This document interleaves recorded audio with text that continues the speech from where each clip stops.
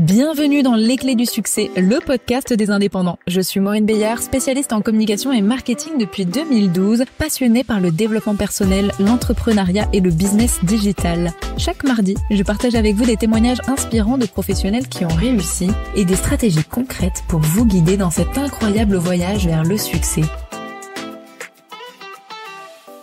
Bonjour et bienvenue dans ce nouvel épisode du podcast Les Clés du Succès. On se retrouve aujourd'hui pour un épisode très spécial avec mon invité du jour qui s'appelle Henriette Ndaka, qui est mentor, stratège spécialisée en communication et marketing. Elle est spécialisée sur la partie création de revenus en ligne.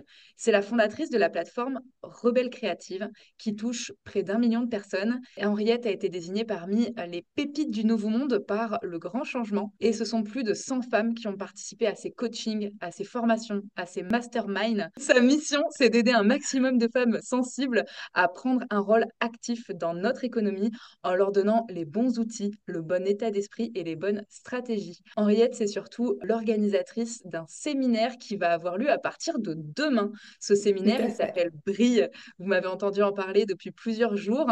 Et aujourd'hui, on se retrouve bien, justement sur la thématique de briller. Bonjour Henriette, merci d'avoir accepté mon interview aujourd'hui. Hello Maureen, ça me fait plaisir que tu aies pensé à moi pour ce podcast, pour cette entrevue. C'est vraiment un honneur de pouvoir partager ce moment avec toi. Un grand merci à toi d'être présente. En fait, il y a plein de raisons qui me poussent à faire cet épisode aujourd'hui avec toi. Évidemment, ce magnifique événement que tu organises demain et qui me touche tout particulièrement parce que c'est un événement qui redonne la place aux femmes avec cette intention de nous permettre en tant que femmes de prendre notre place dans l'économie de demain. C'est un sujet qui m'intéresse particulièrement. Donc, c'est une des raisons qui fait que tu es là aujourd'hui, mais aussi parce que tu fais partie de ces personnes qui ont trouvé les clés de leur succès. Et aujourd'hui, j'aimerais beaucoup que tu nous partages ton histoire, ton parcours. Est-ce que tu as toujours été dans la communication, dans le marketing? Est-ce que tu as eu une vie d'avant ou une vie d'après? Alors, ma première entreprise était en décoration d'intérieur. Donc, Hmm. c'était plutôt de la créativité déjà, le design. Je sais quand j'ai découvert le monde de la créativité, ça m'a vraiment parlé parce que je viens d'une famille où on était plutôt poussé vers des études qui étaient plutôt, tu sais, de tête, hein, tout ce qui touche les sciences. Mon frère est ingénieur, travaillait dans des banques, ce genre de choses. Donc, tout ce qui touchait la créativité n'était pas vraiment pris au sérieux, même si c'est apprécié. On aime tous danser et tout ce genre de choses. Mais voilà, en faire un métier, voir quelqu'un qui faisait quelque chose comme ça, c'était pas spécialement valorisé. Mhm. Donc, j'ai jamais vraiment eu de modèle dans cette direction-là. Donc, un peu plus tard, donc moi, j'ai grandi en Belgique, à Bruxelles, et j'ai Mhm. déménagé par moi-même au Canada quand j'avais 20 ans. Et j'ai pas fait comme beaucoup, genre, je vais tester ou quoi que ce soit. Ça, c'est vraiment, je dirais, un trait qui est très fort chez moi, c'est que quand je décide de faire quelque chose, je le fais entièrement et je brûle les ponts derrière. Mais vraiment, je me donne aucune chance de revenir en arrière et c'est exactement ce que j'ai fait. 3 mois plus tard, j'étais à Montréal et, Excellent. ouais. Et donc, heureusement, j'avais ces amis qui étaient là. Donc, au début, j'étais un petit peu avec eux. Puis moi, c'était dans le but de tout simplement, tu sais, de refaire ma vie, trouver un boulot, enfin voilà, quoi, tout simplement. Et donc oui, en arrivant au début, j'ai un petit peu refait ce que je faisais déjà en Belgique. Je me suis mis à travailler pour une petite entreprise dans les télécoms, des trucs comme ça. Ouais. Et puis ensuite, j'ai découvert le milieu des assurances, qui était pas mal, hein. J'ai bien aimé. C'est là qu'était l'aide aux personnes, conseiller en assurance. Je trouvais, ok, là, ça commençait à me parler. En arrivant ici, c'est là en fait que j'ai eu des personnes qui m'ont fait remarquer en fait que j'avais un genre de talent créatif. Et la première chose qui a vraiment été montrée du doigt, c'est que j'étais bonne dans la déco. Et jusqu'à ce que finalement je décide de quitter complètement le monde du salariat et de aller me former en décoration d'intérieur. Mon idée, c'était j'ouvre mon entreprise en déco quand j'ai fini. Et comme beaucoup de personnes, quand je l'ai ouvert, je me suis rendu compte qu'en fait, je ne savais absolument pas vendre. Je ne savais pas exactement comment attirer des clients. Je me sentais totalement illégitime alors que je venais d'avoir mon diplôme. Bref, il n'y Mhm. avait rien qui fonctionnait. Donc pendant un moment, je suis d'abord retournée dans les assurances pendant presque une année, simplement parce que je ne savais pas quoi faire d'autre. Et puis finalement, il est arrivé un événement qui m'a vraiment réveillée. Moi, c'est le décès de ma mère. J'ai toujours dit que c'est le déclencheur pour moi. Ma mère est décédée. Et pour moi, à ce moment-là, je me suis juste rendu compte que, je sais pas, c'est ma vie, en fait. J'ai juste une seule chance. Et elle est Mhm. maintenant, tu vois. C'est juste devenu. clair. Et surtout, tu sais, tu as un peu l'impression des fois qu'il y a certaines personnes qui ont quelque chose de particulier, qui vont être meilleures dans quelque chose. Par exemple, dans ma famille, je sais que mon frère, lui, c'était le sport. J'avais ma nièce comme ma sœur qui, elle, était très bonne dans tout ce qui était euh, design, mais donc fashion et toutes ces choses-là. Donc, tout le monde avait l'air d'avoir un truc et moi, j'étais Mm. bonne dans plein de trucs, mais rien en particulier, tu vois. On Ouais. dirait qu'il y avait rien qui ressortait jamais. Donc, à ce moment-là, je me suis juste rendu compte que je- le fait qu'il n'y ait rien qui ressorte, c'est parce que c'est moi qui donne pas d'intérêt particulier à quelque chose. Et que Mm. peu importe ce que je voulais faire, en fait, je me suis juste de me lancer et il n'y avait aucune différence. Et ça, c'était vraiment la phrase en moi, hein. Il n'y a aucune différence entre toi, Einstein, Nelson Mandela, Mère Teresa. Vous êtes identiques, à Mm. l'égalité. Simplement, eux, ils ont cru à leur vision et puis ils ont juste décidé de l'amener là où ils voulaient, tu vois. C'était une phrase qui t'a permis de te dire je passe à l'entrepreneuriat, je franchis le pas et je mets tout en œuvre. Totalement. Totalement. Vraiment, en ne sachant absolument pas dans quoi je me lançais, je me suis juste dit, je vais le découvrir, tout simplement. Et puis, il y a aussi un certain raisonnement où je me suis dit, tout ceci, c'est juste des chemins. Si je prends le chemin du salariat, ben, je vais rencontrer, je sais pas moi, des employeurs sur mon chemin, des personnes qui vont me soutenir. Il y a tout un système pour la retraite et tout ce qui s'ensuit. Ben, bref, il y a un chemin. Si je Ouais. choisis l'entrepreneuriat, je vais rencontrer d'autres choses. Je vais rencontrer tout un autre système, des personnes qui vont me soutenir, qui vont me guider dans le chemin de l'entrepreneuriat, tu vois. Mm. C'est comme, il y avait aussi un sentiment qui était devenu très, très fort, disons, après le décès de ma mère, c'est ce sentiment que je ne suis pas seule. Ce qui est très étrange parce que tout le temps, ma mère était là et il y avait tellement de choses en fait que je portais en moi qui me bloquaient à plein de niveaux Mm. et je ne savais même pas, je me rendais même pas compte.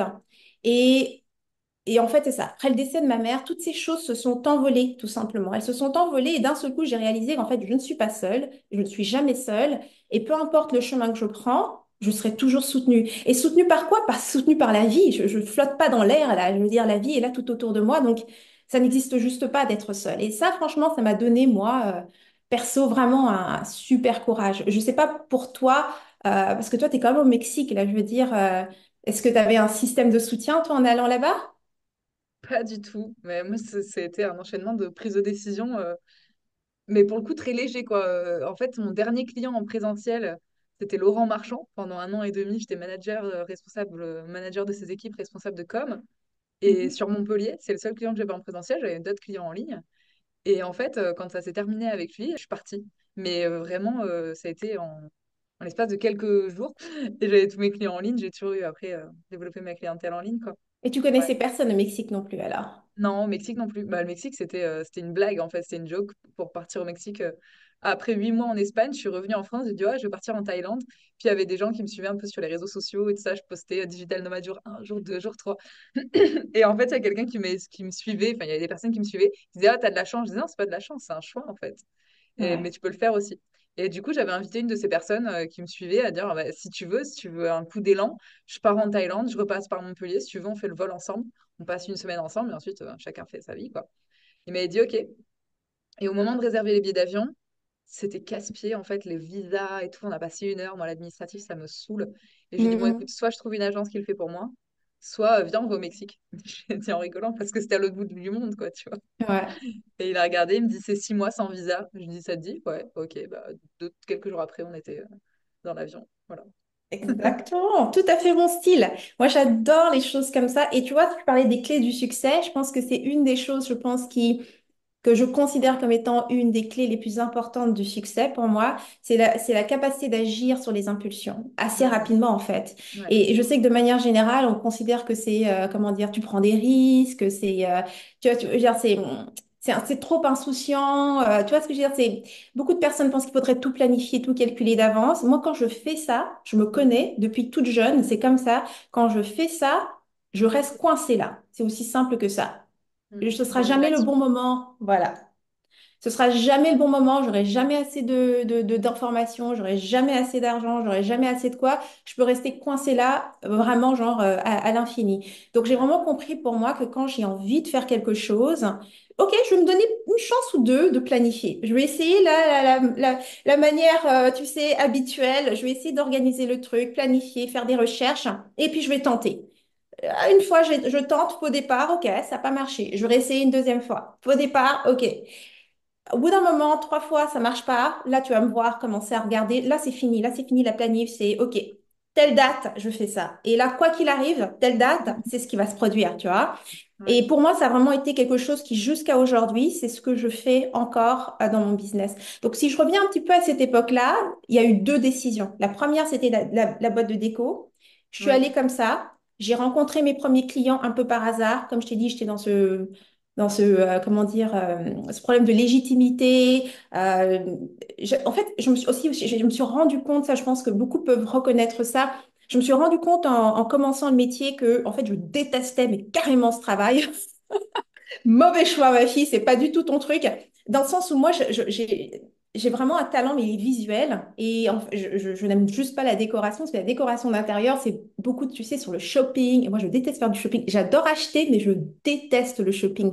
Passer du temps ok, dans les magasins à choisir des trucs et voilà, moi j'aimais juste la partie vision en fait, créer la ouais, vision d'un design, tu vois, pas l'exécuter. Mais bien sûr, quand tu démarres, tu te retrouves un petit peu avec toutes ces choses-là.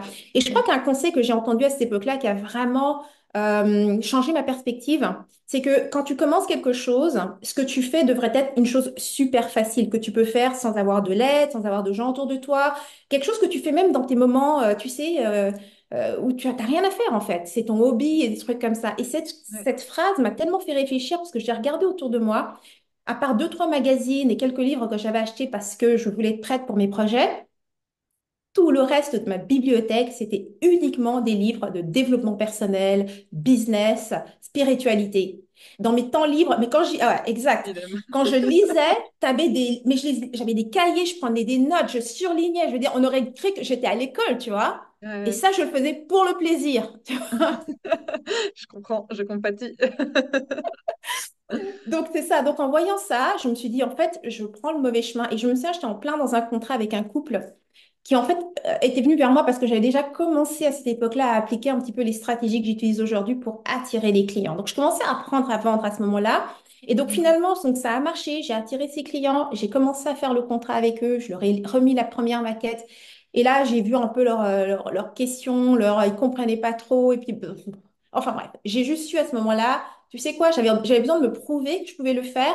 Puis je me souviens, tu sais, comme je dis, j'avais des problèmes de légitimité avec mon travail à ce moment-là. Et donc, je Ouais. facturais des montants ridicules, genre $40 à la consultation d'une heure et demie, des trucs comme ça. Et Oups. puis, en ayant vraiment travaillé ça et en ayant travaillé la façon dont je vais attirer les clients, ma communication, je suis passée à cette même consultation était facturée à $900. Donc pour moi, c'était assez, tu vois. C'est comme si j'avais fait le tour de la question, j'avais exploré le truc. Pour moi, j'avais été au fond de ce truc. Il n'y avait rien d'autre à tirer de ça. Donc j'ai décidé à ce moment-là d'arrêter ce business. Ça aussi, ça a été quelque chose, une décision que j'ai prise très rapidement, tu vois. Et donc, c'est ça. Donc, j'ai vraiment pris cette décision, encore une fois, avec la peur aux tripes parce que j'avais rien d'autre. Encore une fois, hein, j'avais vraiment rien d'autre. J'avais plus d'emploi. C'était mon business qui était censé me ramener des revenus et j'avais rien d'autre. Et j'ai décidé, tu sais quoi, je ferme ce truc. Et je me souviens, j'ai laissé partir mon appartement, tout. Et j'ai déménagé chez mon frère avec cette idée que maintenant, je vais faire exactement ce que moi je veux faire. Tu vois, quand je te dis que je veux aider les femmes à prendre une place active dans l'économie, et je parle des femmes sensibles en particulier, c'est que vraiment je me reconnais dans cette catégorie-là.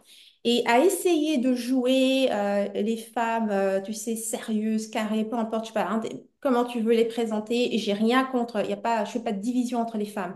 C'est vraiment juste comment est-ce que je me vois et le manque de modèle par rapport à ce type de femmes Mhm. dans les affaires.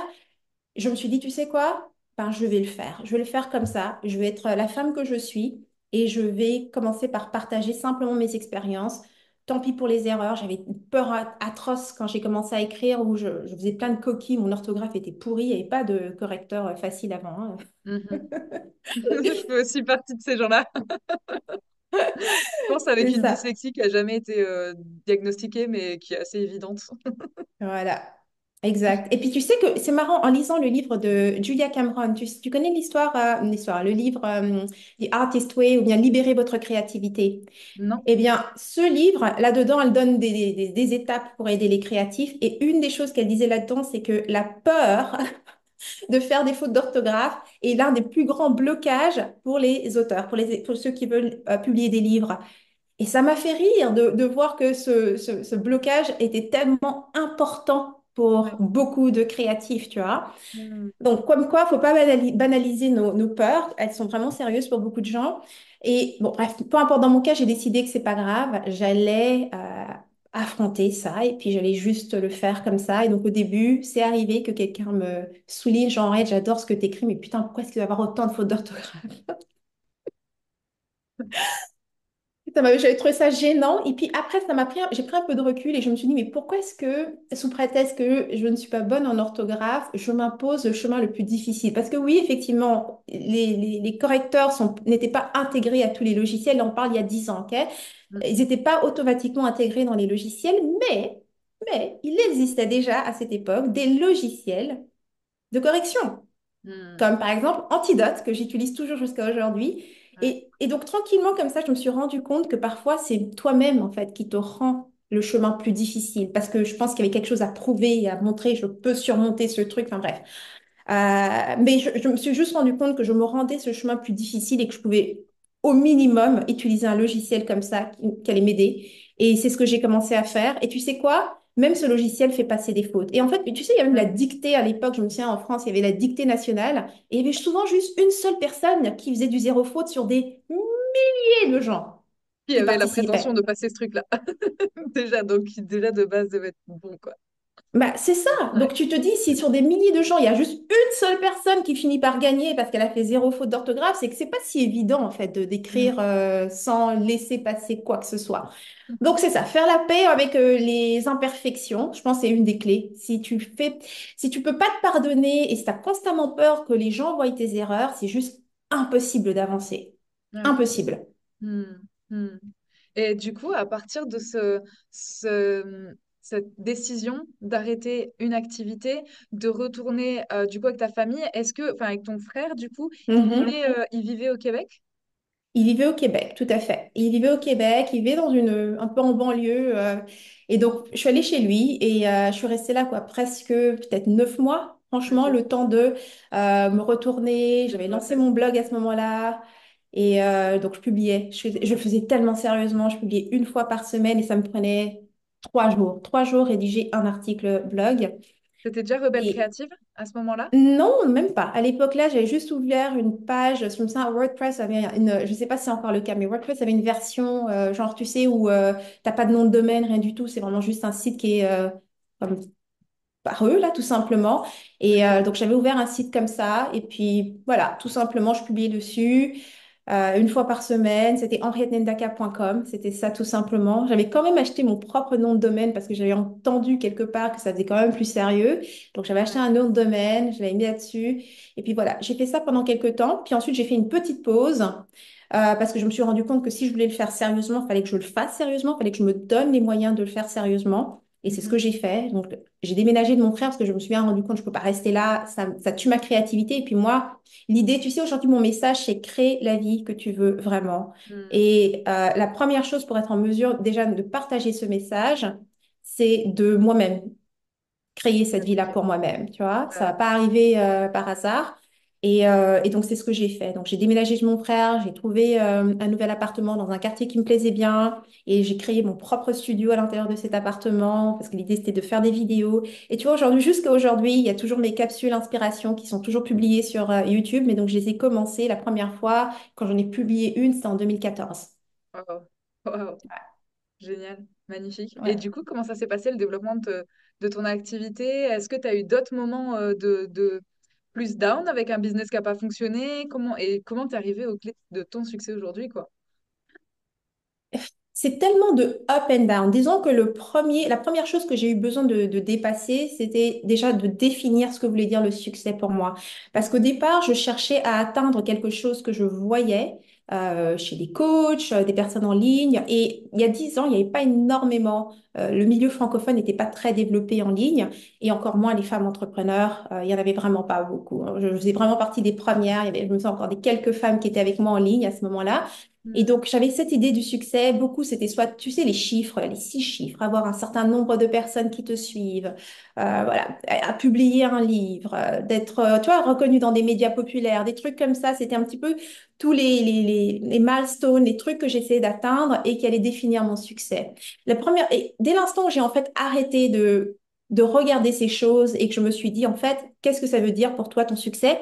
Je me suis d'abord rendu compte que exactement là où j'étais, c'était ça mon succès, dans le sens où je voulais être en mesure de partager mes propres connaissances, ma propre vision, partager ma voix, guider d'autres personnes, être un mentor, un modèle pour d'autres, et j'y étais. Que ce Hmm. soit 1 000 personnes, 50 000 personnes, ou que ce soit à travers le monde, à l'international ou pour juste un petit village, ça change rien. C'est exactement là où j'étais. L'espace de création que j'avais créé, c'est exactement ce que je voulais. Je l'ai créé selon ma vision, mes goûts, en utilisant absolument tous mes talents. Et donc, je me suis juste rendu compte qu'en réalité, ce que moi je voulais, et ça a tout changé. Et depuis, je suis exactement à cet endroit-là. Ce que moi je voulais, c'était vivre la vie que j'avais déjà. Et la seule peur qui faisait que j'allais stresser, c'est en fait la peur de perdre cette vie et non de ne pas atteindre les objectifs que j'avais, tu vois? Ah, ah, ah. Je pense que ça doit parler à beaucoup de personnes qui nous écoutent, ouais, cette peur de perdre parfois, même C'est si elle n'est pas ça. identifiée. Mm, exactement. Elle est bien plus forte, en fait, cette peur de perdre ce que tu as, que la peur de ne pas atteindre ce que tu penses devoir atteindre. Parce que souvent, pour moi, c'était j'atteins ça et donc j'aurai après ça la possibilité, donc j'aurai l'autorisation de vivre les autres choses que je veux, que ce soit voyager, peu importe, tous les autres rêves qui venaient se greffer à ça. Dès l'instant où j'ai changé cette perspective et que je me suis dit, en fait, non, en réalité, la vraie peur que j'ai, c'est de perdre ce que j'ai là tout de suite parce que j'aime ce que j'aime le style de vie que j'ai, le fait d'être totalement en contrôle de ma vie, de pouvoir décider de comment je veux faire les choses. Dès Hmm. l'instant où j'ai vraiment intégré ça et que ça s'est actualisé pour moi, ça y était, j'avais réussi. Et à Hmm. partir de cette énergie-là, c'est comme ça qu'en fait j'ai commencé à vendre mes premiers programmes, à pouvoir vraiment commercialiser mes idées pour de vrai, à pouvoir augmenter mes prix, à pouvoir voyager dans le monde, à faire absolument. Et ce qui est marrant, c'est que si tu regardes mes vidéos depuis 2014 jusqu'à aujourd'hui, ce sont les mêmes vidéos. J'ai pas changé. En fait, mon univers a changé, il a évolué, mais je suis la même personne. Hmm. J'ai toujours une bibliothèque derrière moi, pas en ce moment parce que je suis sur d'autres types d'entrevues, mais j'ai toujours eu une vision et je me suis rendu compte, et plein de fois, hein, enfin, mon erreur, j'ai toujours eu l'impression que c'était une étape et que j'étais destinée à aller ailleurs. Et dès l'instant où je pense ça, c'est là que les choses commencent à aller de travers pour moi parce qu'en réalité, ce n'est pas une étape, c'est ce que je veux et cette chose fait juste grandir en valeur. Ça implique de plus en plus de monde, ça se Hmm. développe, mais ma vision, en fait, et tu sais, j'avais lu une fois, dès que tu as fait le premier pas, en fait, tu te rends compte que ce pas contient tous les autres pas. Hmm. Ça m'a pris du temps de comprendre ça. Et ça, je dirais que c'est le truc central. C'est que aujourd'hui, je suis consciente que le pas que je fais contient déjà absolument tous les autres pas. Ça donne une attention incroyable et une qualité incroyable à tout ce que je vis. Et surtout, ça enlève toute projection, tout truc à atteindre parce que ça n'a juste pas d'importance puisque tout est là. Ce pas que je fais contient déjà tous les suivants, tu vois. Donc, Hmm. une super clé, ça, du succès, c'est, ça te enfin, en tout cas, moi, ça me permet vraiment de vivre un succès qui n'est pas retardé. J'attends Ouais. pas d'atteindre quelque chose, tu vois. Et à chaque fois, tu dis, à chaque fois que tu t'es remis dans ce truc de d'attendre quelque chose de plus loin que ce qu'il y a aujourd'hui, finalement, ce que tu avais aujourd'hui commençait à s'écrouler. Totalement, totalement. Je te donne un autre exemple. Donc, Mm. moi, une de mes expertises au niveau de vraiment de stratégie d'affaires, c'est l'automatisation. Ouais, Et entre 2018 et 2022, ouais, l'entreprise est passée complètement automatisée. C'est-à-dire que toutes les choses que je faisais qui étaient plus dirigées vers le message et les connexions et les relations, j'ai complètement arrêté de les faire et je suis passée complètement en mode marketeur, ok, 100%, tu vois. Et ok. des gros investissements publicitaires, je faisais plus rien d'organique et puis c'était vraiment une pub qui roulait et des tunnels. J'avais une équipe de 7 closers, tu vois. C'était un autre modèle qui s'est développé. Et encore une fois, là, il y a eu un peu un sentiment de «Oh, je vais ailleurs», tu vois. Les chiffres changent énormément, il y a tout qui En change termes en de fait. chiffre d'affaires, j'imagine qu'avec 7 closers, il faut savoir C'est faut pouvoir les nourrir derrière, c'est que ça devait briller. c'est ça, exactement. En fait, c'est la première année où j'ai dépassé les 300 000 de chiffre d'affaires cette année-là. Donc, Ouais. pour moi, c'était parti. Alors, d'un côté, c'était bien, mais de l'autre côté, euh, comment dire, je crois que j'avais juste pas visualisé que les choses allaient se passer comme ça. Mon modèle, alors une autre phrase aussi qui est revenue à ce moment-là, qui est tellement importante, ton business, et ça aujourd'hui je l'applique, mais tellement, mais religieusement, ton business, ça doit ressembler à ce que ça va ressembler à la fin. Tu vois, il n'y a pas de je commence comme ça maintenant et je vais évoluer vers ce truc-là. Et dans Hmm. mon esprit, c'était pas des choses que j'avais entendues, mais comment dire, en théorie, je comprenais l'idée. Mais quand tu commences, quand tu es dans tes débuts, quand tu manques un peu d'expérience, tu te dis toujours, OK, ouais, là en ce moment, j'ai pas trop de clients, j'ai du temps libre, hein, donc je vais le commencer comme ça, je vais faire ça moi-même, je vais faire ci, dana. Et puis voilà, tu vois, et puis quand il y aura plus de monde, bah, je pourrai toujours engager des gens. C'est la pire chose au monde parce que n'importe quoi que tu fais, si tu continues à le faire, ça va grandir et tu vas être coincé là où tu es. Parce que Hmm. modifier les choses, une fois que ça fonctionne, c'est très difficile parce que de un, c'est une recette, hein, c'est un système que tu as mis en place. Dès l'instant où tu modifies des éléments, tu prends le risque de simplement faire Casser tomber le le truc. truc. Voilà, Ouais. tout simplement. C'est automatique. Ouais. Donc, c'est pour ça que je dis, le pas que tu fais contient tous les autres pas, c'est réel. Tout est Hmm. dans l'instant présent. Parce que dès l'instant, la réponse, donc c'est-à-dire le momentum, ce qu'on va appeler finalement le succès, que le flux vient, que les gens viennent, que l'attention vient, tu peux plus l'arrêter, ça vient, tu vois. Et peu importe où tu es, tu sais, il y a tellement de business qui ont échoué par à cause d'une croissance trop rapide, tu vois. Ils n'ont pas eu le Ouais, temps c'est de vrai qu'on a s'adapter, déjà de entendu. former, d'engager, trop rapide, tu vois. Donc, il n'y a pas vraiment de... C'est pour ça que le succès est très important de définir parce que c'est pas une ligne d'arrivée, il n'y a rien. Parce que de Ouais. la même façon, donc, quand j'ai eu c'est que ce gros tunnel qui fonctionnait, il y avait deux choses qui se sont passées. D'un côté, ça a grandi vraiment trop vite. Donc, je me suis retrouvée avec des groupes. Moi, je faisais du 4 5 6 personnes. Donc, ça allait le groupe, tu vois. Mais Hmm. quand ça a grossi, je me suis retrouvée avec 30 personnes dans un groupe. Et puis, il n'y avait personne qui était formé autour de moi pour pouvoir faire mener ces coachings. Donc, Ouais. c'était vraiment trop intense pour moi. Donc, déjà, ça, en termes d'intensité, c'était pas le modèle que je voulais. Et Ouais. puis ensuite, ça, c'est pour l'aspect personnel. Mais ensuite, à un moment donné, ben, quand tu fais quelque chose trop à répétition, et puis en plus de ça, vu que j'étais tellement accaparée par la gestion intérieure du business, j'ai arrêté de faire tous les autres aspects de communication pour faire grandir les contacts et toutes ces choses-là. Donc, je me suis Hmm. retrouvée un peu dans un cul-de-sac où j'avais une seule stratégie, une méga stratégie, et toutes mes communications, absolument tout mené vers cette seule stratégie. Et quand elle a commencé à s'essouffler parce qu'il n'y avait plus rien de nouveau qui se faisait derrière, bah, c'est Ouais. comme c'est la mort de ton business, toi. C'est aussi simple que ça. C'est juste la mort de ton business. Et Oui. ça a été vraiment incroyable. C'est quand on dit, il n'y a pas de ligne d'arrivée. Là, c'est, tu sais, la fameuse, c'est quoi déjà le supplice de Sisyphe ou Sisyphe, je sais plus qui, là, le mec qui pousse une grosse pierre jusqu'en haut d'une Ouais. Ouais. montagne pour retomber de l'autre côté. C'est juste la réalité. Oui, oui, ouais, ouais, je vois tout à fait l'image, effectivement. Et du coup, comment ça s'est passé pour toi? Comment tu as réagi par rapport à cette montée en puissance et au moment de... Est-ce que la pierre est tombée de l'autre côté? Est-ce que tu l'as retenue Bah avant? bien Comment ça s'est sûr, passé? tu peux pas. Une fois que la chute arrive, de la même façon, tu Avec peux pas arrêter le momentum. l'inertie. Ah bah Ben ouais, ouais, tu peux rien arrêter. Il faut aller avec le flow en fait, hein. Tu peux rien arrêter. Tu peux rien arrêter. Tu peux pas arrêter la croissance une fois qu'elle commence à se produire, et ouais. tu peux pas arrêter la chute non plus une fois qu'elle commence à se produire. Donc Hmm, c'est pour ça qu'aujourd'hui, vraiment, si je dois définir le succès, c'est vraiment de faire ce que tu aimes et fais-le exactement tel que tu as envie de le faire. Parce qu'en fait, quand tu fais les choses comme ça, tu peux jamais rien regretter et t'es hmm, jamais en perte. Quoi qu'il arrive, hein, peu importe le résultat de tes actions, tu ne peux jamais perdre parce que le but ici, c'est simplement de faire ce que tu aimes et de t'améliorer à chaque fois. hmm. Donc moi, aujourd'hui, je vois toutes mes actions comme des tests. C'est juste des tests. On fait juste des tests. Ah, on va essayer ça et puis on va essayer ça. Et surtout, du fait que maintenant, je me fiche complètement du résultat, je n'attends plus les résultats. C'est-à-dire que je fais une chose, je passe à la suivante. J'attends pas la réponse pour dire, OK, Ouais, voici ce que je vais faire maintenant basé sur ce que j'ai eu. Perte de temps. Maintenant, tous les jours, on commence une journée, c'est une journée neuve, on essaie de toutes nouvelles choses et on lance et on lance et on lance et on lance et on lance et on lance et on lance, on va vite. Il n'y a pas de stress, il n'y a pas de retenue, il n'y a rien parce qu'en fait, il n'y a rien qui est important. en soi. Il n'y a Hmm, rien. hmm, Toutes les actions se valent.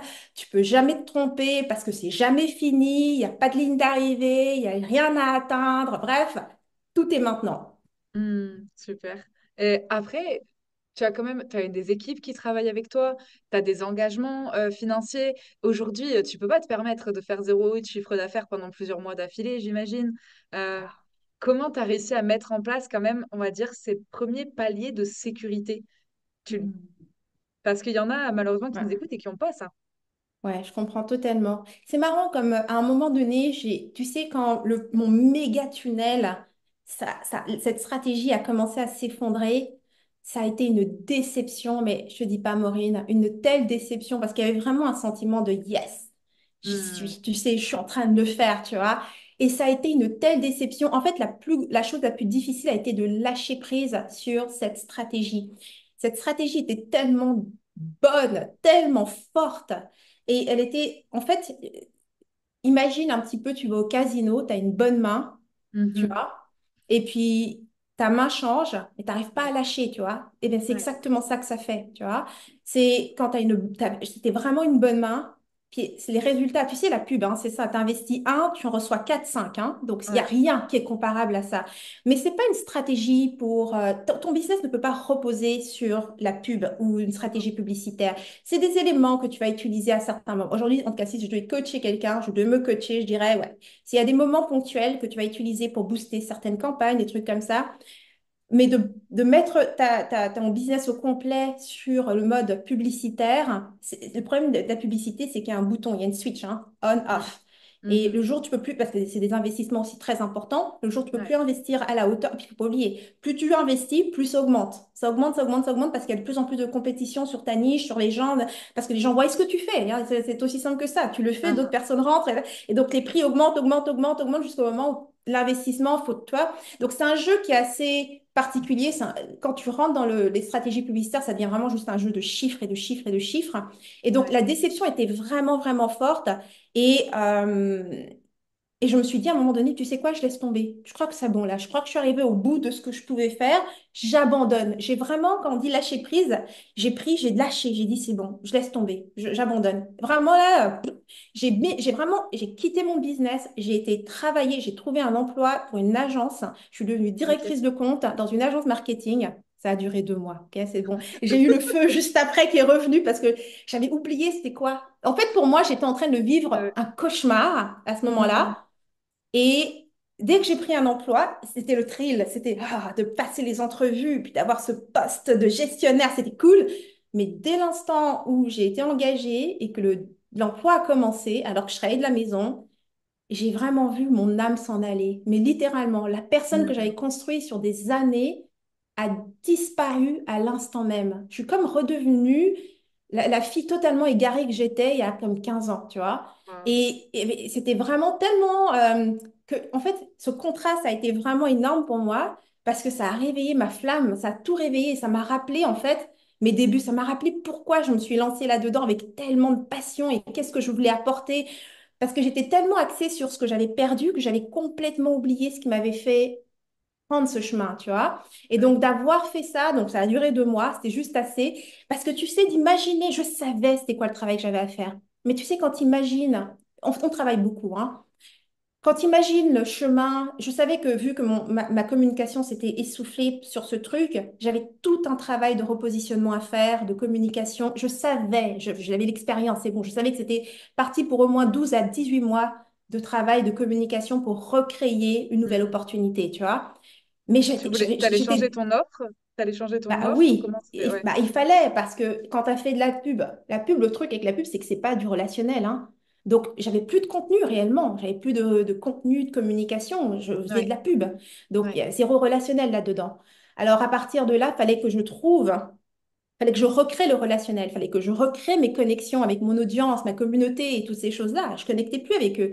Donc, Mhm. ça prend du temps de créer un lien de confiance, tu vois. Donc, C'était je quoi ta savais toutes niche ces à l'époque? choses.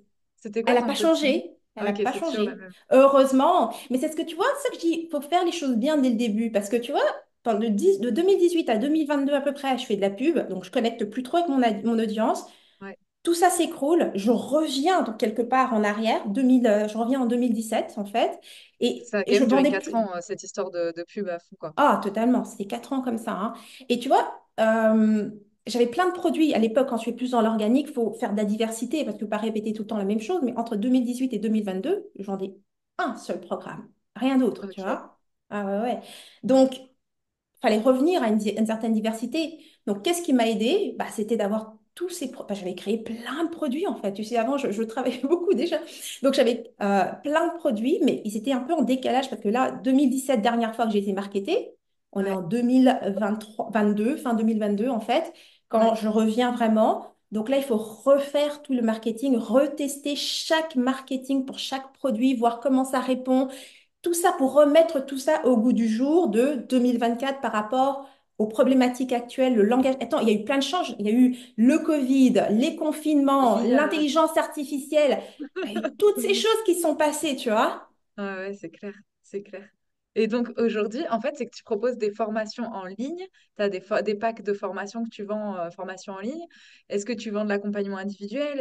C'est quoi du coup que tu proposes Bah aujourd'hui? écoute, c'est principalement de l'individuel que je fais. Ok, Nos formations sont vraiment, quand je dis de l'individuel, c'est que on va dire, c'est du haut de gamme parce qu'on prend vraiment la personne de A à Z. Ma clientèle, c'est des femmes qui vont être à peu près, souvent, je sais pas moi, pas loin de la cinquantaine en montant. Je crois que ma cliente qui a le plus d'expérience, on va dire, elle a 67 ans. ok. Ça, j'adore parce que c'est vraiment, comme on dit, une nouvelle génération de femmes. Tu sais, le fameux Mm, troisième acte. On vit tellement longtemps. Passer la ménopause avant, pour les femmes, c'était un peu fini, tu vois. C'était la fin du monde. Il n'y avait pas de suite. Là, de plus en mm. plus, des femmes commencent des nouveaux projets. J'ai même ma sœur qui, fin cinquantaine, a complètement changé de carrière, Elle était vice-présidente dans une banque et la voici qui recommence pratiquement à zéro comme nutritionniste. Tu vois ce que je veux dire? Oh, waouh. C'est vrai. Et je suis tellement heureuse de pouvoir servir ces femmes parce que oui, il y a un décalage avec la technologie et comment finalement faire, développer, réaliser ses rêves. Mais tu Mm, sais, depuis que j'ai commencé, j'ai ce truc où je me disais, OK, j'ai envie de faire du mentorat, j'ai envie de mentorer les femmes. Et pour moi, 33 ans, j'allais attirer des femmes plus jeunes que moi, tu sais, qui ont mm. un peu moins d'expérience, qui vont être...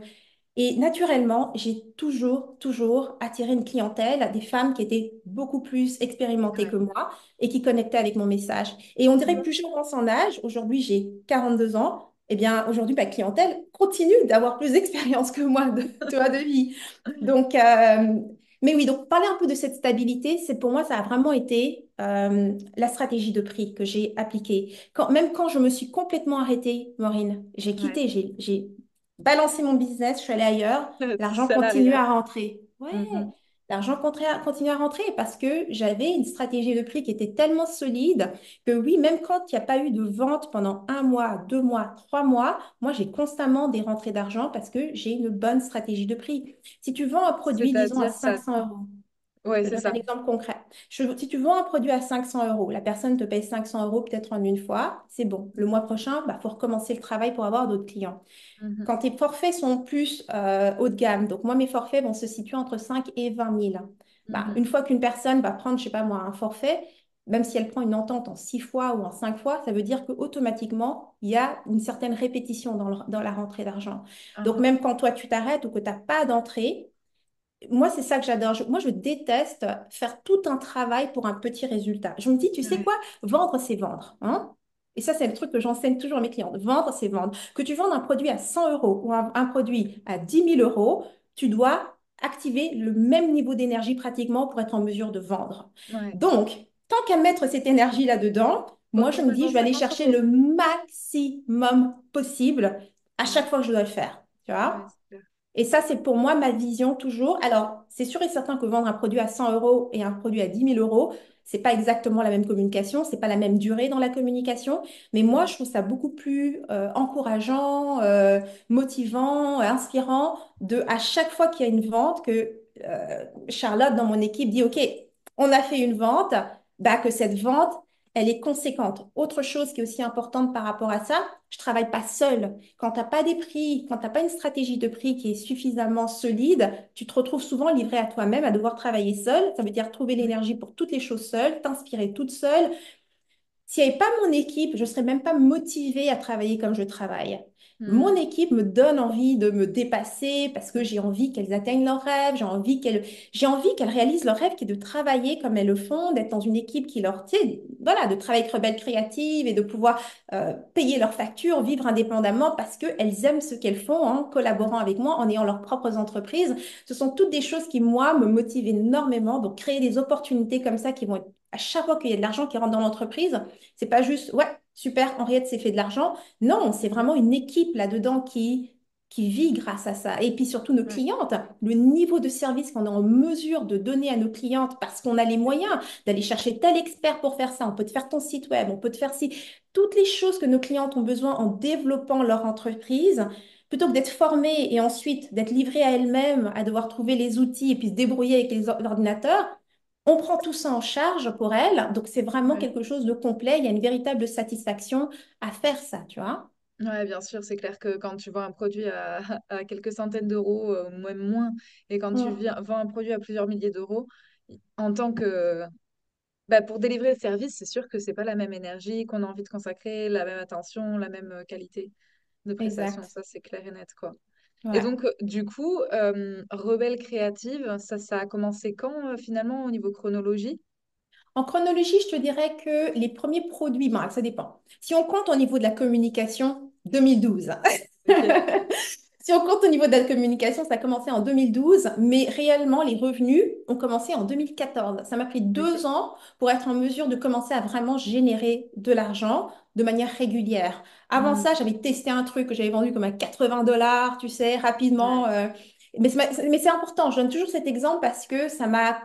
Quand tu fais quelque chose que tu n'as jamais fait, euh, et ensuite de créer quelque chose et puis d'être payé, peu importe le montant que c'est, ça vient vraiment confirmer quelque chose en toi que ouais, tu sais le faire et puis c'est quelque chose que tu aimes faire et puis voilà, et c'est possible en fait de générer des revenus grâce à ça. Donc même ouais. si c'était pas beaucoup d'argent, c'était vraiment une expérience qui a été très très importante de pouvoir générer ne serait-ce qu'un tout petit peu d'argent et ensuite ça m'a vraiment donné cette conviction que ouais, je pouvais faire vivre ce truc, tu vois. T'étais pas accompagnée, du coup, toi, au début, quand tu t'es lancée? Tu l'as Si. fait, si tu Oh t'as non, été non, si, accompagnée. si, si, si, si. J'ai été accompagnée. J'ai été accompagnée.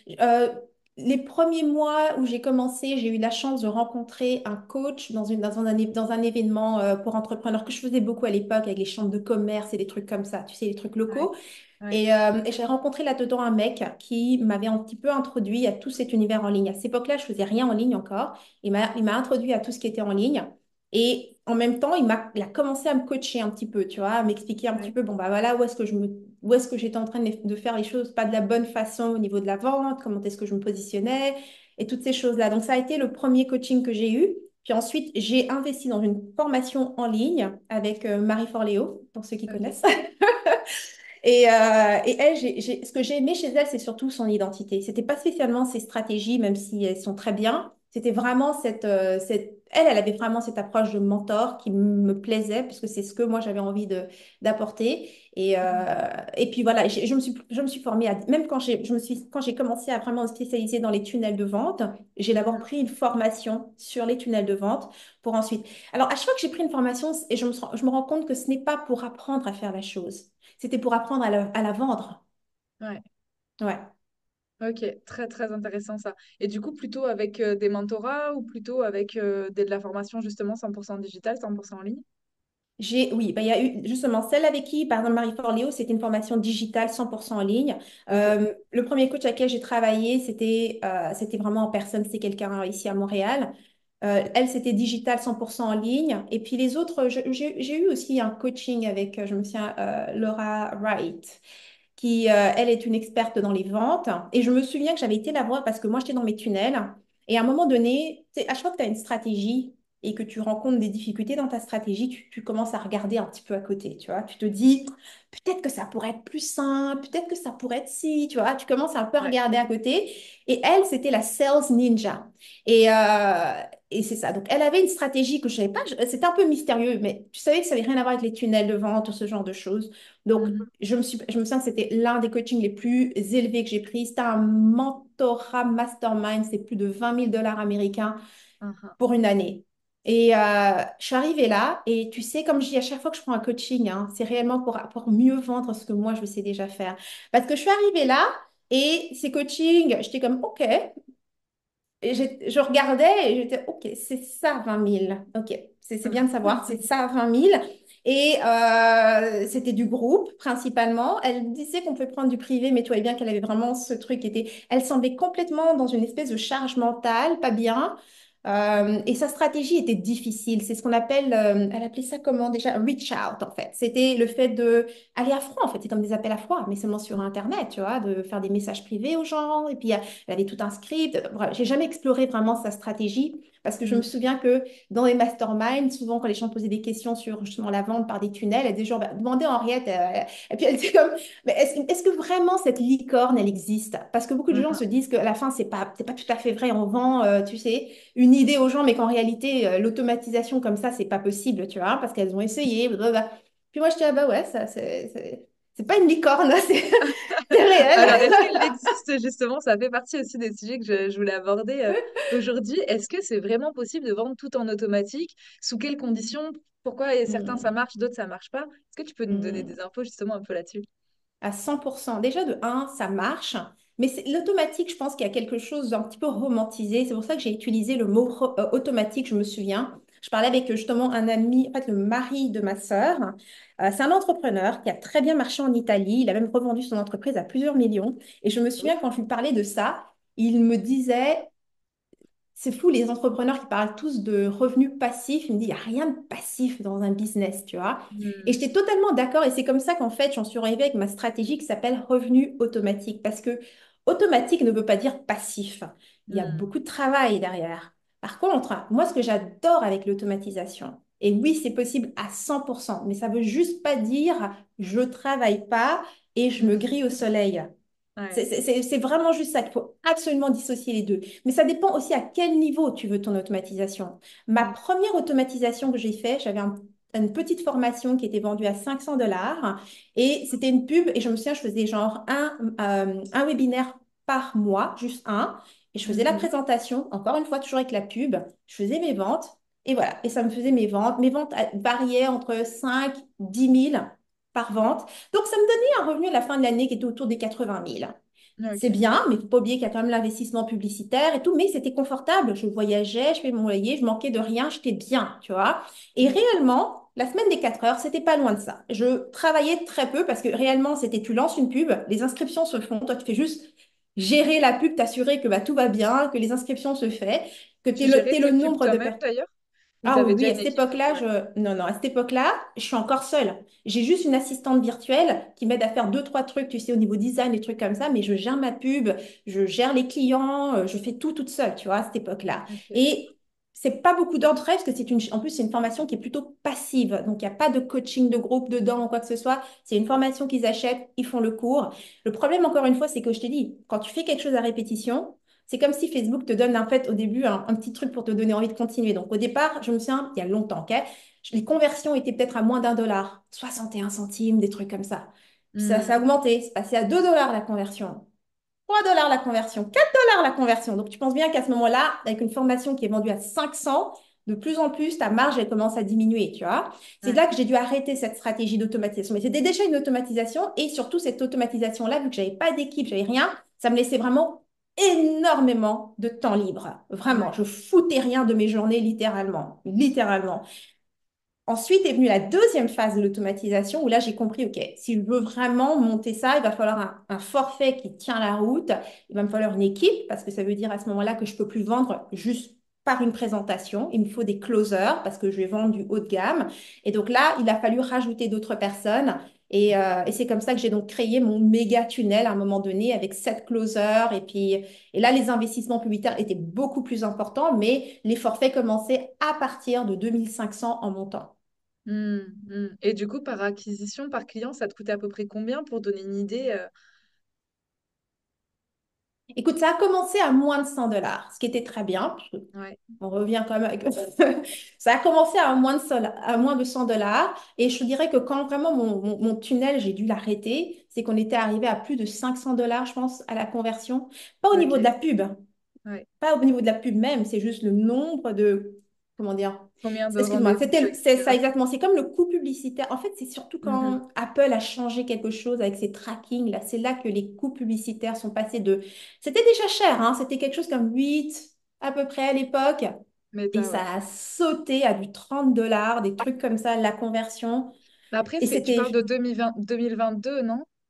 Non, Donc après ça c'est Covid? vraiment vers la fin. 2022, après. Ça a commencé vers 2021. C'est là qu'il y a eu les premiers changements Je pensais que avec c'était fin. Mais je crois que c'est ça, hein. Je crois qu'il y a eu beaucoup, en fait, il y a eu beaucoup d'entrepreneurs du web qui ont pris leur claque à ce moment-là, hein. Ah, bien sûr, parce que du jour au Ouais. lendemain, tes coûts ont explosé. Mais je ne parle pas juste d'une augmentation de quelques dollars, ils ont juste explosé. Mais c'est parce qu'en fait, le logiciel en tant que tel, hein, de la pub est devenu instable, puisqu'il avait une façon de fonctionner pour traquer les résultats qui ne marchait plus forcément à cause des nouveaux blocages que créaient les appareils de Apple et tout ça. Bon, Ah, ah, écoute, et puis il y avait ça, il y avait des manières de le contourner, des trucs comme ça, mais moi personnellement, il y a eu ça, mais il y a aussi surtout eu le fait que, aussi, ma stratégie, écoute, pendant le Covid, il y a tellement eu d'entreprises qui sont ouvertes, tout le monde s'est mis à faire du marketing, ouais, pour du ouvrir votre 100%, ouais. business en ligne, tu vois, des trucs comme ça. Donc, à Mm, partir de ce moment-là, il fallait juste que je change complètement de stratégie. C'était la fin de cette stratégie pour moi, tout simplement. mm. Mais aujourd'hui, du coup, tu vends toujours avec un tunnel? En tout cas, tu Oui. enseignes, c'est parce que du coup, tu vends toujours avec un tunnel et tu enseignes cette technique-là à tes clients, en fait, aux personnes que tu Tout à accompagnes. fait, tout à fait, tout à fait. Que tu as un méga tunnel, tu vois, quand tu regardes les gens qui sont sur les médias sociaux, ok, tous les Mhm, coachs et toutes les personnes qui offrent des services qui sont sur les médias sociaux, moi je les vois souvent, donc elles vendent. Et ce qui me fait mhm, tellement rire, c'est que toutes mes clientes et toutes les personnes à qui tu vas parler, personne n'aime vraiment vendre. Personne n'a mhm. envie de Ouais. vraiment vendre dans les médias sociaux. Je me souviens, je faisais partie d'une cellule d'entrepreneurs, une nana ici à Montréal, qui expliquait, après avoir eu un lancement à succès pendant une période de promo, elle était en train de pleurer pendant la cellule parce que elle vivait énormément de honte après ces événements où elle devait parler, se mettre en live et tatata. Et c'est quelque chose que je pouvais comprendre. Personnellement, je n'aimais pas la vente et c'est pour ça que j'ai commencé les tunnels. Ensuite, je me suis bien rendu compte que pour être en mesure de vendre correctement et puis d'avoir des équipes qui savent vendre, il faut que moi je sache vendre. Et donc, c'est comme ça que je me suis retrouvée avec la Sales Ninja et tout ça. Et donc, j'ai appris à vraiment vendre et avoir des bonnes conversions. Quand je parle de bonnes, je parle de 50-60% de taux de conversion. Et une Ouais. fois que j'ai eu ça, j'étais en mesure de créer des vrais processus que maintenant mes closers pouvaient suivre, des scripts qu'ils pouvaient maintenant lire et vraiment obtenir les mêmes résultats que moi. Mais Ouais. ce qu'il y a, c'est que quand tu regardes les médias sociaux, personnellement, je ne vends jamais dans les médias sociaux. Et c'est Mhm. ça, pour les gens qui comprennent peut-être pas la différence avec un tunnel de vente, l'énergie que je mettrais à vendre me démolirait. Elle m'épuiserait tellement que je n'aurais plus la même énergie pour tout l'aspect créatif. Ouais. Donc, j'ai fait le choix que si je dois faire un choix, je fais juste les. Moi, c'est pas compliqué. Dans mon business, je fais uniquement les choses que j'aime.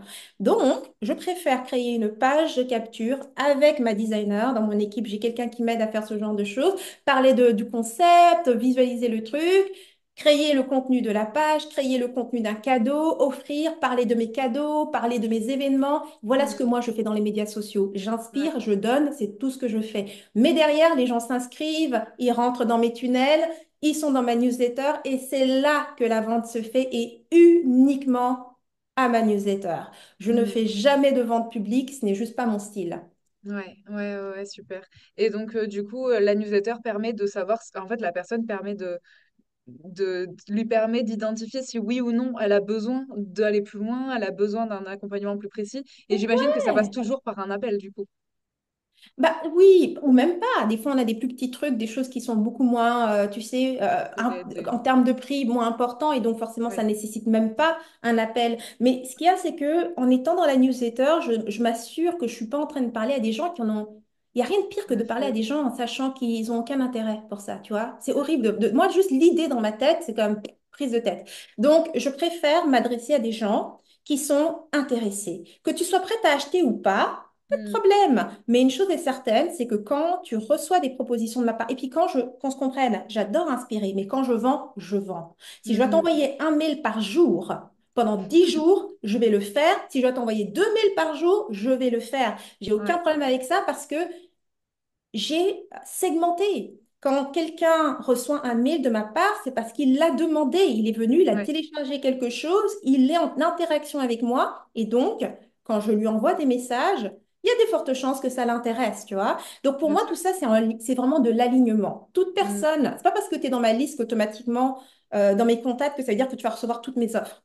Non, tu vas recevoir les offres auxquelles tu es intéressé. Donc, si Ouais. je te propose quelque chose et que tu me dis, ouais, ça m'intéresse, tu t'inscris, bah, tu vas recevoir la suite des communications. Si par contre, je te propose quelque chose, tu réagis pas, t'es pas intéressé, tu recevras aucune nouvelle par rapport à ça, tu vois? Ouais, ouais, ouais, c'est clair.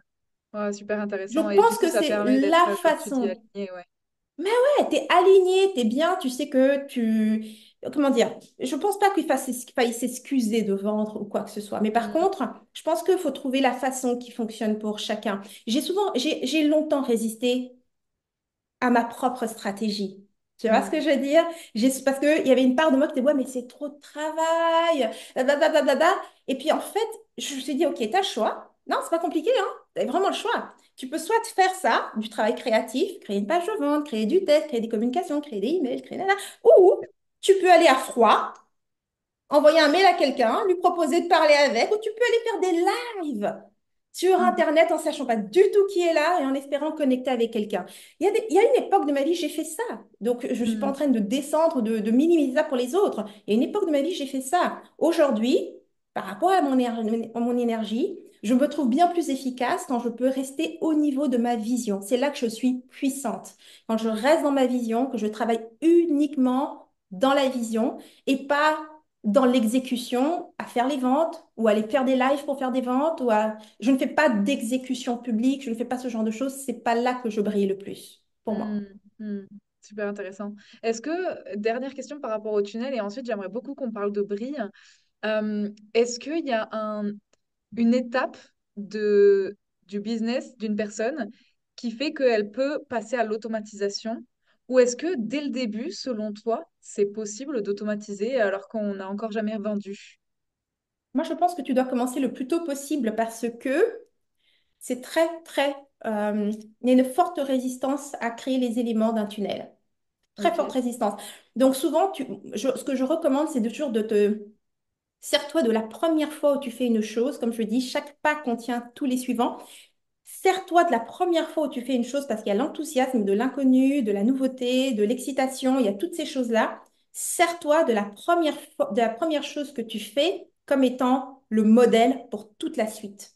Hmm. Donc, c'est pas d'avoir la bonne réponse, c'est d'améliorer et d'optimiser constamment. Tu le fais une première fois, tu obtiens le résultat que tu as eu, peu importe ce que c'est. Peut-être qu'il n'y a pas eu de vente, mais il y a eu des inscriptions. Peut-être qu'il y a eu des inscriptions, mais les gens ont ouvert des emails. Peut-être, peu importe, tu as eu un résultat. Tu le refais Hmm. une deuxième fois avec ta prochaine idée, mais tu laisses ton tunnel parce que tu vas revenir là-dessus. Et c'est ce qui Hmm. va te permettre d'avoir différentes communications. Et à chaque fois que tu vas revenir sur ton idée, c'est pas, voilà, maintenant, il faut que je recommence à zéro, il faut que je refasse cette page pour le webinaire. Moi, tous les logiciels, j'utilise Zoom, tout le monde utilise Zoom, et je l'ai utilisé parce que beaucoup de mes clientes avaient l'habitude de ça, mais Mhm. réellement, moi, je préfère investir dans des logiciels qui sont plus costauds tout de suite. Par exemple, moi, Mhm. j'utilise Webinar Jam. C'est vrai qu'aujourd'hui, il coûte une beurrée, mais quand moi je l'ai pris, c'est parce que je savais que c'est ce que je voulais faire. Et quand il est sorti, il coûtait rien, tu vois, parce qu'à l'époque, les webinaires, c'était uniquement les grosses entreprises qui pouvaient se le permettre. Ça coûtait, quand je dis cher, c'était comme pour 100 personnes, l'abonnement, c'était $500 par mois. Il y avait Hmm. juste une entreprise qui le proposait, c'était GoToWebinar. Point à la Ouais. ligne. Ça, c'était il y a 10 ans. Puis ensuite, il y a Hangouts, avec Google a sorti Hangout, et ça a comme ouvert le marché. Et Webinar Jam est sorti sur cette technologie à cette époque. Je me suis tout de suite abonnée. C'est un abonnement qui était $300 pour toute l'année. C'est toujours ce que je paye jusqu'à aujourd'hui, parce que maintenant, c'est Ouais. passé à ce prix par mois. Ouh. Ouh. Ok. Mais je recommande toujours, quand tu sais ce que tu aimes faire, Hmm. prends les logiciels, achète les logiciels, Ouais, c'est clair. paye pour les choses que tu aimes et que tu sais que tu vas utiliser parce que ça va continuer à grandir et crois-moi, l'opportunité va passer. Si tu pouvais pas, si tu penses que c'était trois cents dollars il y a quelques années, c'était de l'argent pour une année, qu'est-ce que c'est aujourd'hui, $300 par Ouais. mois, tu vois? C'est la même chose pour ma plateforme, pour les formations, mes tunnels, tout ça, c'est sur Kajabi. C'est une grosse plateforme. C'est celle qui Hmm. coûte la plus cher. Mais c'est pas pour ça que j'ai été dessus parce qu'elle est solide et parce que littéralement, tous mes tunnels là-dessus se créent avec un clic. C'est facile Hmm. d'utilisation, je peux dupliquer facilement. Les tunnels, quand tu es dans l'automatisation, si tu veux vraiment avancer dans l'automatisation, il faut absolument te faciliter la vie. Sinon, l'automatisation, chaque automatisation que tu crées, c'est comme décider d'écrire un livre. Hmm. Ouais, c'est clair. D'accord? C'est plusieurs étapes à créer et donc la résistance est là à chaque début. À chaque début, tu vas te confronter à ça. Aujourd'hui, je fais vivre mes tunnels comme si c'était une blague. Ils sont déjà tous là, parfaitement. Tout ce qu'on fait, c'est changer un titre, changer la couleur, changer le bouton, changer un titre, changer... Tout est déjà là. C'est une blague. Je Hmm. suis rapide à cause de ça, tu vois? Hmm. Ouais, j'imagine la série de mails peut-être à reprendre systématiquement. Non? Non? Même pas, parce que qui s'en souvient? Je veux dire, surtout si tu as plusieurs campagnes dans l'année, tu vois? Ouais, c'est clair. Je ne dis Ok. pas si tu as juste un truc, c'est différent. Bah, si tu as juste un truc, bah, à ce moment-là, c'est certainement que tu utilises de la pub parce que sinon, c'est impossible de revendre la même chose de la même façon aux mêmes personnes. Mais Hmm. si tu, en organique, tu es obligé de te diversifier parce que ça ne va pas aussi vite en termes d'inscription au niveau des inscriptions sur ta newsletter. Donc, tu as besoin d'avoir différents types de propositions. Et donc, à ce moment-là, c'est important d'avoir différentes campagnes, tu vois. Et ça Hmm. aussi, tu vois, il faut au début prendre... il y a une partie que les gens ne prennent pas assez de temps à faire, c'est de clarifier, de mettre au clair leurs idées. Ça veut dire, vis ta campagne de A à Z, oublie les résultats, fais juste la peaufiner. Ensuite, passe à la suivante. Tant pis, peu importe les résultats qu'il y a eu, passe à la suivante. Vis ta campagne, fais juste la peaufiner. Et au bout d'un moment, tu vas te retrouver avec des campagnes de plus en plus efficaces qui se suivent bien et qui se nourrissent les unes des autres. Et c'est ça qui va créer ton automatisation sur l'année au complet. Hmm. Tu Avec de vois? la pub, du coup, pour Sans chacune pub, des ça c'est campagnes, sans sans pub, pub? ça c'est 100% organique. Parce que quand tu fais Ok. les choses de la bonne façon, c'est comme si tu faisais un méga lancement qui allait se faire à un moment dans l'année. Mais en Hmm. réalité, ce qu'il y a, c'est parce que chaque campagne nourrit la suivante. Et Hmm. ce qui est cool, c'est que, comme j'ai dit, tu n'as pas besoin de t'inquiéter des résultats, parce que si ce mois-ci, tu n'as pas eu les ventes pour celui-là, le prochain produit est comme un espèce de une continuaison par rapport au précédent. Donc, ta campagne Hmm. fait juste continuer, mais sur un angle différent. Donc, si tu n'as pas eu les résultats ici, le produit d'après, il va fonctionner, ou sinon le suivant, tu vois. Ça me fait C'est penser un juste, peu à Antoine BM, je crois, non? Avec beaucoup, beaucoup de produits. Je crois qu'il sort une formation par mois ou quelque chose comme ça. Tu vois qui c'est? je connais, ouais. Et toi, je ne sais pas comment lui fonctionne, mais lui, il a beaucoup de Ouais. produits. J'imagine que c'est des produits qui sont de petits prix. Ouais, lui, il est plutôt, C'est plutôt ça. petit prix, ouais. Moi, c'est différent. Il n'y a pas beaucoup de produits. Il y en a peut-être quatre sur l'année. C'est Ouais, simplement que chaque produit est en lien avec le suivant. Donc, ok. ça permet finalement à la personne de faire... En fait, vu que moi, mes produits sont haut de gamme, j'ai un cycle de fermeture, donc un cycle de Mhm. vente qui est forcément plus long. Donc, si Ouais, la personne, au bout de la première campagne, n'a pas pu prendre sa décision ou n'a pas pu contacter sa banque ou peu importe, il y a un autre cycle qui recommence automatiquement après, tu vois. ok. Et donc, elle veut continuer à me voir, promouvoir, parler des choses qu'elle aime. Donc, ça va se clôturer à un moment ou à un autre. Point à la ligne. Ouais, Ça enlève la pression, ça enlève le stress. J'ai pas de calendrier de 30 jours, j'ai pas de rien de tout ça. ouais. Je suis en lancement toute l'année. Ok, ok, ok. Et c'est sur ça que tu accompagnes principalement tes clients, du coup, aussi. Exactement, parce qu'avant, il y avait beaucoup sur la pub. Maintenant, on a vraiment la stratégie qui est rayonnement continu, qui est vraiment sur toute l'année, comme ça, où on a juste des campagnes, une campagne après l'autre qui roule. En moyenne, les campagnes durent 3 mois à chaque fois, et on passe d'une Ok. campagne à l'autre. Du coup, ce que tu appelles campagne, là, ça va passer par le mailing, ça passe par l'organique, ça passe par les réseaux sociaux pour acquérir de nouvelles personnes dans ta liste email. Exactement. Ça va Ok, comprendre toutes ces choses-là. Ça va comprendre le mailing, ça va comprendre de donner des choses, des cadeaux, des PDF, ça va comprendre des séminaires, des sommets. Donc, énormément de valeur parce que ce qu'il y a de génial avec le fait de inspirer les gens. Ok. mhm, Par exemple, là, je fais le séminaire Brie. Ce qui est mhm, génial quand tu prends le temps d'inspirer les gens, ce qu'on ne réalise pas, et que j'avais pas réalisé à l'époque quand j'ai commencé à faire ces choses-là parce que je ne savais pas exactement ce que je faisais, j'avais pas l'expérience, c'est qu'en fait, tu crées un marché, tu amènes une vision. Les gens ne peuvent pas aspirer à une chose qu'ils ne connaissent pas. Et le mhm, truc, c'est que je me souviens, une de mes déceptions quand mon fameux gros tunnel s'était écroulé, c'était cette impression que j'avais plus rien à apporter en fait, que le monde avait rattrapé ma vision que j'avais eue mhm, à l'époque où j'ai ouvert mon entreprise, que j'ai commencé avec Rebelle Créative, que tout le monde travaillait de la maison maintenant, tout le monde semblait savoir ce qu'il y avait en ligne, tu vois.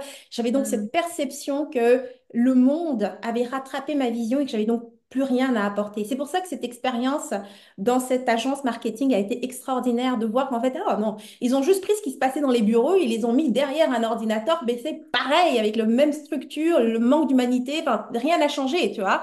Et Mm. c'est pour ça que la flamme est revenue. Je me suis dit, mon Dieu, mais il y a tout le temps, il y a encore le même Le travail à truc à faire. dire, quoi. Ouais. Bah ouais, totalement. Donc, c'est pour ça que inspirer les gens est très important parce que dans ce système qui est finalement de ne pas avoir à faire de la pression sur les gens, tu fais simplement amener constamment cette opportunité. Tu Mm. continues constamment à amener une vision à laquelle les gens peuvent aspirer. Et quand plus il y a de gens, alors c'est vraiment l'idée d'aller constamment aller chercher du marché froid.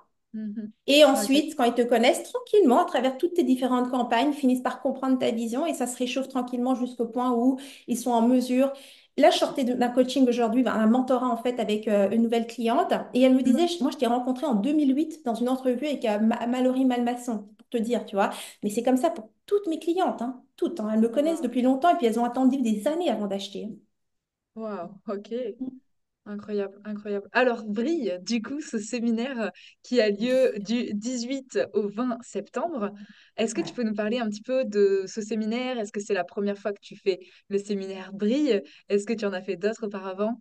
Et quelle est la vision qui sous-tend surtout cet événement?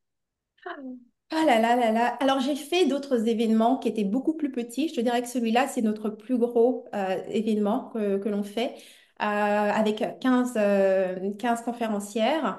Mais j'en avais fait, à l'époque, j'ai commencé par faire du présentiel, donc des petits séminaires qui se faisaient en France, hein, souvent, ou en Belgique. Donc, je voyageais et puis j'allais rejoindre un petit peu où se trouvait finalement mon audience, ma clientèle en général. T'as Et pas ils étaient trop au plutôt Québec, pas trop au petits. Canada? J'ai jamais rien fait ici. Ah, c'est dingue. Non, et je sais, peut-être à cause de mes entrevues ou je ne sais pas, mais mon audience s'est énormément développée de l'autre côté de l'Atlantique, que ce soit des Françaises, des Belges, des Suisses. C'est les personnes qui sont naturellement venues vers moi et qui ont commencé à acheter mes programmes. Et Ok. ici, j'en ai un petit peu, hein, attention, j'ai quelques clientes Ouais. qui sont ici, mais vraiment, la majorité, ça se joue vraiment à du 90%, peut-être 10% Ok, ici. incroyable. C'est ça. Donc, j'ai vraiment pas fait grand-chose ici. Donc, ça a commencé avec en présentiel. Ensuite, enfin, cette année, en fait, on en est à notre deuxième événement de ce type. On avait fait Croix en tes rêves en mars. Et là, maintenant, c'est Brille. Alors, l'idée ici, pourquoi je fais ça, c'est comme je t'ai dit, le monde a changé en termes de technologie, oui, mais le monde n'a pas changé en termes de vision pour les femmes, de ce qui nous est possible, de comment nous sommes censés opérer et agir lorsqu'on est en entreprise, en public, surtout en termes de personnages publics. On n'a toujours pas de modèle de femmes dans les personnages publics qui représentent les femmes sensibles, intuitives. On a encore cette sensation que les émotions sont pour la maison et la vie privée, que l'intuition, oui, c'est bien, mais tu peux pas prendre une décision d'affaires sur l'intuition ou des choses comme ça, tu vois. Donc, toutes les Ouais. valeurs qui font de nous, qui nous donnent de la force, qui nous font de nous des personnes fortes, sont diminuées et considérées comme étant des valeurs moins importantes. Donc, pour moi, c'est important d'amener des modèles aux femmes sensibles parce que oui, tu es peut-être hypnothérapeute, oui, peut-être tu es énergéticienne, mais tu es aussi une entrepreneur. Voilà, ça s'arrête pas à la thérapie ou à la technique que tu fais. Tu es une entrepreneur, tu es une personne qui crée de la valeur et ce que tu fais transforme des vies. C'est même pas petit ce que tu fais, ça Mhm. transforme des vies. Donc je me dis que d'amener de plus en plus de femmes qui le disent et qui se montrent publiquement avec leur talent et qui démontrent qu'elles ont des entreprises et qu'elles sont en train oui, c'est ça, de faire un impact, qu'elles ont des équipes, qu'elles ont des personnes qui peuvent être inspirées, changer des vies, payer des salaires, bref, elles font partie de cette économie. C'est ça, Mhm. Brie, pour moi. C'est prendre cette place publique.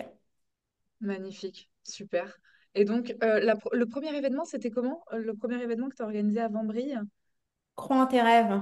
Quand tes rêves. Ok. C'était combien de personnes pour avoir une idée un peu de Alors, d'un celui-là, on avait comparaison? 10 conférencières. Donc, on a augmenté entre les deux. On est monté à Ok, 15. ok, Je crois que 15 c'est notre chiffre, là. ok. Ça se passe comment du coup? T'es encore en plein derniers Mais on est préparatifs? encore, c'est ça, les derniers préparatifs, ça se passe très, très bien. Tu sais, ce que j'adore avec cet événement, je te dirais que c'est un peu le côté organique avec lequel j'ai fait avec mon équipe. La première fois qu'on a fait un événement, ça a été un peu une décision de dernière minute. On était en train de penser en termes de stratégie, qu'est-ce qu'on pouvait faire. Et une des premières stratégies qu'on avait pensé, c'était une affiliation qui n'avait pas du tout fonctionné, il n'y avait pas de bonne réponse par rapport à ça. Et comme ça, du jour au lendemain, j'étais couchée, le lendemain, je me suis réveillée, c'était clair, on fait un sommet. Et Mhm. vraiment, on a eu 1 mois et demi pour trouver les 10 personnes, préparer le truc au complet, la présentation, les documents, les mails, l'espace, tout, tout, tout, en 1 mois et demi. Waouh, Et ça s'est c'est... super bien passé. Et on s'est dit, voilà, c'est notre truc, on en refait un deuxième. Et on va Mhm. continuer comme ça. Et puis j'espère vraiment continuer à faire des événements de plus en plus inspirants. C'est vraiment ça le mot. Pas spécialement plus gros, mais de plus en Oui, plus inspirants. Et tu sais, c'est un truc que je crois que on devrait beaucoup comment dire, donner plus de valeur à ça, c'est de laisser les choses grandir en organique. Ça ne sert à rien de presser sur les choses. Tu sais, on a non, été habitué un peu à ce modèle qui est plus masculin, 30 jours de lancement, 10 jours pour ci, toujours pressé, pressé, mais on ne se rend pas compte que quand on prend son temps, mais en étant très focus, hein, mais quand tu prends ton temps et que tu acceptes les résultats que tu obtiens, tu n'es jamais épuisé, tu n'es jamais dégoûté, tu n'attends pas la fin de quelque chose, tu es juste toujours dans l'élan. Donc ça, c'est génial Mhm. parce que ça veut dire que ton élan continue juste à grandir alors que toi, tu donnes pas plus d'énergie, tu vois. Et Ouais. ça, je pense, c'est tellement plus naturel pour les femmes d'agir comme ça. Tu deviens puissante alors que tous les jours, tu donnes exactement le même niveau d'énergie, mais Mhm. simplement comme tu n'attends pas la fin d'une campagne, tu n'attends pas la fin d'un truc, c'est juste ton même truc et tu n'es pas stressé sur les résultats, bah, Mhm. automatiquement, le momentum, l'élan ne fait que augmenter. Ça demande juste de la constance. C'est le Ouais. seul truc, de la constance. Atomic Habits. Ah, il est horrible à prononcer. James Clear, change le nom de ton. Wow, wow, alors, il faut peut-être que je m'exerce un petit peu en anglais. Le pouvoir des bonnes habitudes, des petites habitudes. C'est ça, Wow, je me suis exact. illuminée entre-temps sur la webcam. Magnifique. Du coup, cet événement, il s'adresse à qui? Qui est-ce qu'on retrouve demain? Est-ce qu'il est encore temps de s'inscrire, du coup? Oui, 100%. Tu peux encore t'inscrire. Enfin, tout le monde peut encore s'inscrire. Il va démarrer donc demain le 18, donc 18, 19 et 20. Il y a 5 conférencières par jour. Alors, c'est marrant parce que je me suis un petit peu calée sur les horaires justement européens parce que la majorité de mon audience est justement plus de ce côté-là. Mais pour moi, Ouais, c'est super tôt. Je crois que la première conférence est à 13 heures, heure de ok, Paris, ce qui veut dire 7 heures du matin pour moi. c'est ça. Et du coup, 6 heures du matin pour moi au Mexique. Cool. Exactement, exactement. Mais on fait un petit sacrifice, c'est juste 3 jours. Ouais, Et surtout, ça me permettait comme ça de mettre un peu plus de conférences. Mais ouais, je dirais qu'il faut trouver un petit peu son sweet spot, comme on dirait. 15 personnes, c'est juste parfait. Et ce qui est cool, le fait, c'est les relations. Donc moi, ce qui est cool pour moi, bah, avec les intervenants, des conférents comme toi, avec toi, Maureen, bah, on s'est rencontrés grâce à ce séminaire, tu vois. ouais, Si on n'avait pas créé ce séminaire, on n'aurait pas eu cette opportunité qui est d'échanger encore une fois aujourd'hui et de se connaître comme ça, tu vois. c'est clair. Donc pour moi, ça, c'est le tout premier avantage. Donc c'est ce que j'espère, en tout cas pour toutes les femmes qui vont s'inscrire. Donc il s'adresse principalement aux femmes pour amener des modèles aux femmes, les femmes sensibles, intuitives, créatives, que tu aies déjà un projet, que tu sois déjà entrepreneur et tu as besoin d'inspiration justement sur des stratégies, des choses beaucoup plus, qui seraient peut-être plus avancées, qui t'aideraient à dépasser certains blocages. C'est ça le but ici. Mais également, si tu es en début de projet, tu te demandes comment démarrer, comment trouver l'alignement, comment finalement croire en ta vision ou bien toutes ces réponses, c'est vraiment ce que les différentes intervenantes partagent et c'est directement tiré de leur expérience parce que c'est ça le mentorat, Hmm. c'est vraiment de partager une expérience de vie à laquelle les autres peuvent se reconnaître et pour moi, ça, c'est vraiment ce qui est le moteur de tout ce que je fais. Ouais, je te rejoins à 2000%. C'est vraiment, ça apporte tellement de valeur. Je crois que c'est le moteur aussi de les clés du succès, du coup, de ce podcast, de pouvoir avoir des personnes qui viennent partager, oui, leur stratégie, évidemment, des clés concrètes, mais aussi vraiment juste leur parcours, leur histoire. Et ça, c'est tellement inspirant, en fait, d'avoir des personnes comme ça sur lesquelles, bah, des modèles, en fait, finalement aussi. Tout à fait, Dernière, Maureen, je suis assez dernière d'accord. question, du coup, Brille, c'est accessible. Il y a deux possibilités, c'est accessible gratuitement, mais il y a aussi la possibilité du pass VIP. Est-ce que tu peux nous raconter ce qu'il y a dans ce pass VIP, Henriette? Ah, totalement. Écoute, le pass VIP, c'est génial. Ça, c'est vraiment l'ultime de ma vision que je ne peux même pas imaginer comment c'est arrivé au monde, ce truc. Alors, le pass VIP, ça donne un accès à notre programme qui s'appelle le Club Altitude. Ok. Le Club Altitude, c'est le message ici, c'est laisse rayonner ton message sans le poids de la technique ni de la charge mentale. Beaucoup des entrepreneurs, des femmes entrepreneurs, déjà de un, ce qui bloque, c'est souvent la technique. Ça, Mhm. c'est vraiment une grosse charge.